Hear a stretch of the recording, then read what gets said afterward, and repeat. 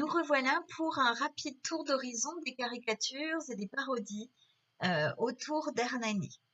On avait évoqué au tout début de notre étude de la pièce le fait qu'elle avait été beaucoup caricaturée et parodiée, et puis on en était resté là. Donc aujourd'hui, on rentre un petit peu dans le détail et on va voir ce que cela donnait.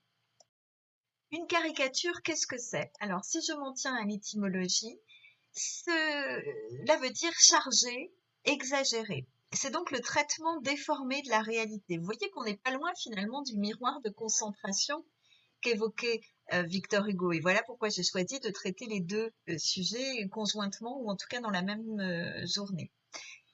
La caricature, elle existe depuis fort longtemps. On peut même considérer elle existe déjà quasiment dans l'art religieux du Moyen Âge, mais son développement va être lié principalement à l'essor de la presse au XIXe. Première caricature que je vous propose, la voici.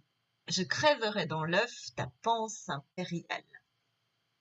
Sublime d'Hernani plat romantique. Alors, vous avez ici une caricature qui date de 1830. Il y a une référence très évidente à une réplique de la pièce, je crèverai dans l'œuf ta panse impériale, et le ridicule ici, ridicule de la réplique, puisque c'est ce vers qui va faire bondir et qui va faire considérer que c'est absolument ridicule. Comment est-ce qu'on peut crever dans l'œuf une panse impériale? Il va être souligné d'abord par le déguisement du roi en œuf, et puis ensuite par l'arme que tient Hernani. Je ne fais pas référence au couteau qui est menaçant, mais à la poêle à frire dont on suppose qu'il va faire usage après avoir éventré l'œuf qu'est le roi.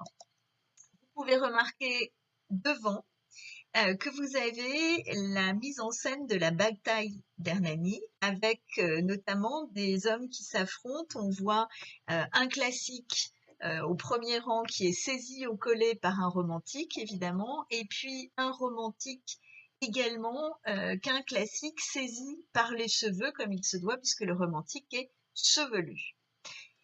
Et vous avez aussi de grosses mains de bois qui sont levées au-dessus, brandies par un personnage du premier plan au-dessus de sa tête, qui symbolise évidemment la claque qui est à l'origine, en réalité presque tout autant que la pièce, de la bataille d'Hernani. Deuxième caricature, cette fois-ci, on s'intéresse à une caricature de Victor Hugo. Donc, ce que vous remarquez ici, c'est que il s'agit d'une représentation assez traditionnelle de Victor Hugo. Vous le retrouverez très souvent représenté ainsi, avec notamment une tête démesurément enflée, preuve évidemment de son ego, preuve de cet égocentrisme qui est le sien et de cette conscience assez superbe qu'a Victor Hugo de son propre génie et de sa propre importance. Vous voyez qu'il est debout sur une pile de livres. Donc, qu'est-ce qu'on peut en dire? Il y a deux hypothèses qui peuvent venir. La première, c'est que c'est ce qui élève Victor Hugo de la littérature, puisque c'est un génie littéraire et que personne ne pense à contester cela. Mais cela veut dire aussi, si on le met debout sur des livres qui symboliseraient la littérature, que ce domaine est le sien et que la politique ne l'est pas. Or, cette caricature, elle est une caricature politique. Donc, cela met en question les compétences de Victor Hugo en termes de politique et de gestion de la cité, pour revenir à la définition première de la politique. Et la deuxième chose, c'est évidemment peut-être aussi l'idée qu'il piétine les œuvres du passé. Nous passons maintenant aux parodies théâtrales. La première que je vous propose, c'est Hocquenhény ou le Mirliton fatal de Brazier et Carmouche, qui paraît en 1830 et qui est donc contemporaine à la pièce d'Hernani. Je fais la lecture de deux extraits. Le premier se passe dans l'acte 1, vous le repérerez facilement. Le deuxième se passe à la fin de la pièce. Vous pouvez remarquer d'ores et déjà que sur le deuxième extrait, il y a un crochet avec sic. Alors, pour ceux qui l'ignorent, en fait, on utilise ce crochet avec SIC inscrit à l'intérieur lorsque l'on reproduit quelque chose qui contient une erreur. Or, quand je reproduis le manuscrit de Cnénie ou Mirliton Fatal, il se trouve que numéro a un S. Donc, est-ce que Victor Hugo a mis le S? Est-ce que c'est l'impression qui a mis le S? Je n'en sais rien. En tout cas, je ne modifie pas. Par contre, je mets des crochets et je mets SIC pour souligner que l'erreur n'est pas de moi. Allons-y pour la lecture. Joséphine. On frappe encore. Qui est là? Oknénie. C'est moi. Joséphine. Qui vous? Dites votre nom. Oknénie. Oknénie. Blaguinos. Méfiez-vous, il ne veut pas se nommer. Joséphine. Bah si, il se nomme. Blaguinos. Il dit Oknénie. Joséphine à part. C'est l'autre Astor. Qu'est-ce qu'il va dire? Et le deuxième extrait, donc à la fin de la pièce, Belle Sol, voyant le numéro de la porte. Numéro 2, Oknénie avec grâce. C'est bien mieux que le bois. De même, on y va 2 et l'on en revient 3. Belle Sol, je ne vous comprends pas. Alors, qu'est-ce qu'on peut se dire quand on voit ça? Que c'est une pièce qui va reprendre vaguement l'intrigue.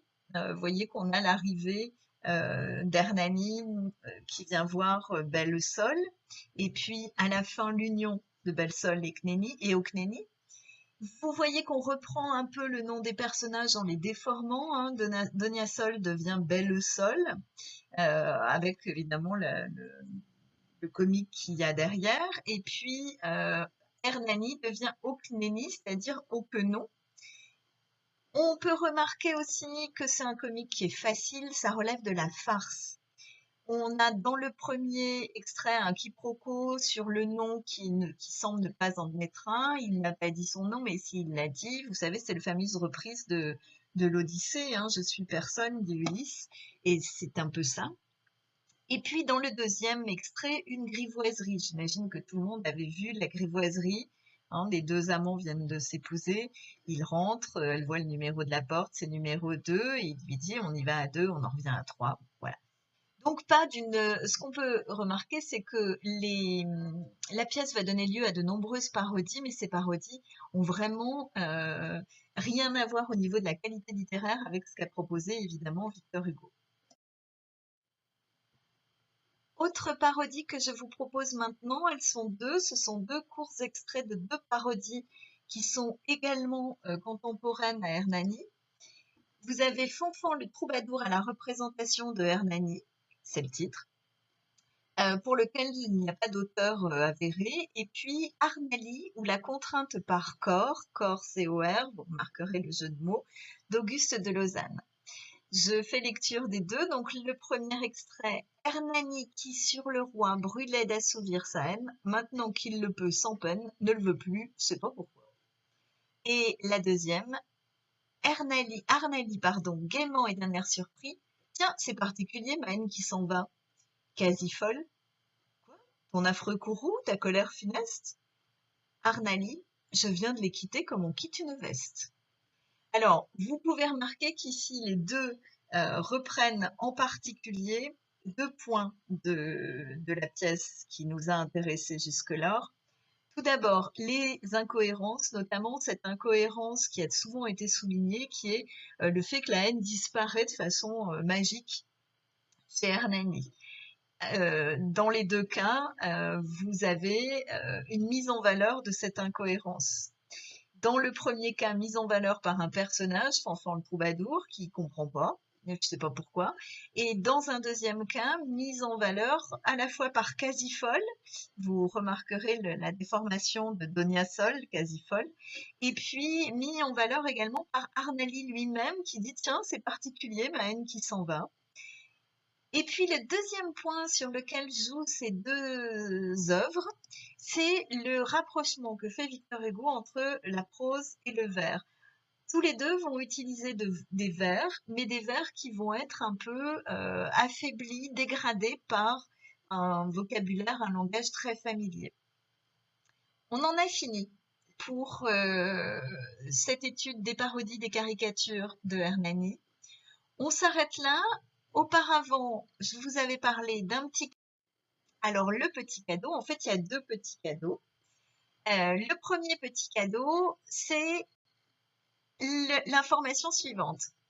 Tous les musées ont fermé, confinement oblige, hein, mais du coup, tous les musées proposent des visites virtuelles. Et c'est le cas notamment pour un site qui s'appelle maison avec un s victorhugo.paris.fr et qui propose la visite virtuelle des 2 maisons de Victor Hugo que sont la maison parisienne et puis la maison de Guernesey. Donc je vous invite à aller jeter un œil, vous peut-être pas tout regarder, mais allez voir parce que c'est quand même assez extraordinaire, c'est assez proche de l'image qu'on a du personnage. Hein, vous pouvez, chaque fois que vous avez une pièce, vous avez une image. Si vous cliquez sur l'image, vous pouvez aller voir un petit peu plus ce qui se passe dans la pièce en question. Je vous conseille en particulier le cabinet ou le salon chinois. Et le deuxième petit cadeau, parce qu'en fait, il y a 2 petits cadeaux. Le deuxième petit cadeau, il est pour tous mes élèves. Je vous le mets à 11h30 sur le blog. C'est un petit jeu dont je ne suis pas l'auteur, mais que l'on m'a envoyé, que j'ai trouvé très drôle, qui m'a amusé et que je vous fais passer également. Nous n'en avons pas tout à fait terminé avec Hernani. On fera encore une séance sur Hernani à la rentrée. Et puis ensuite, on passera à Ruy-Blas, qui est un peu Hernani, mais encore mieux que Hernani. Ce n'est qu'un avis tout à fait subjectif et il n'engage que moi. Mais il me restera, je disposerai de quelques heures d'ici la fin de l'année pour vous prouver que Ruy-Blas est sans doute la plus belle des pièces de Victor Hugo. Sur ce, jeunes gens, encore une fois, je vous félicite de votre... D'abord, je vous félicite pour la grande majorité d'entre vous pour votre obtention du bac. Et je vous félicite tous pour votre sérieux et votre implication. Bravo de continuer à travailler dans des conditions qui sont pas simples. Et puis, je vous dis à très bientôt à la rentrée. Bonnes vacances.